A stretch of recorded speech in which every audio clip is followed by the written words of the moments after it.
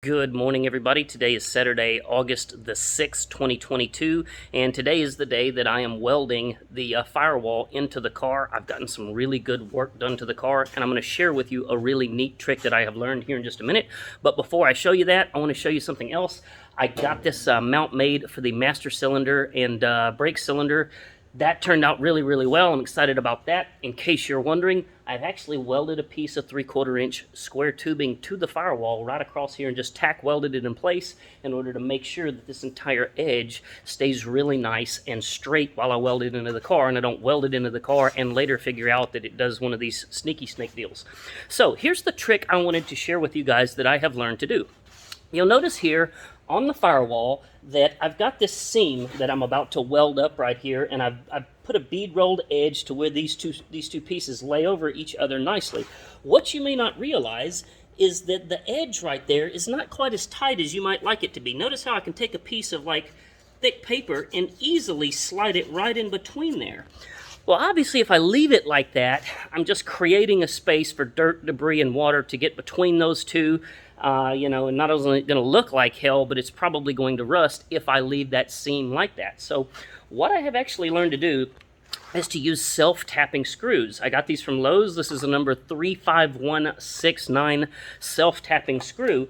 And I'm going to show you a neat little trick of how you can pull your sheet metal panels together so that you can weld them together. This is what I'm going to do. I'm going to set my phone right here. I'm going to take my drill, and we're going to put one of those things. You'll notice that there's one already right here, and I've got a Cleco right here. I'm going to go ahead and put another one here right next to it.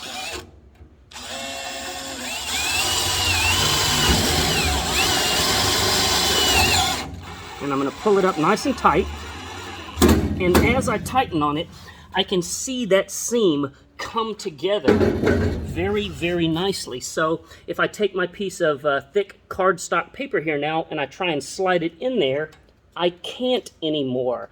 It's completely pulled that seam up very, very nice and tight. So now I'm going to take my Cleco pliers, I'm going to remove this Cleco, and I may choose to drill that hole out just a little bit bigger so I have a bigger hole to fill. But at the end of the day, what I'm going to do is run those screws all the way down this seam, and then I'm going to go and remove one screw at a time, fill in that hole. I like to drill all the way through so I'm filling in, the hole in both metals, because it just makes for a better weld.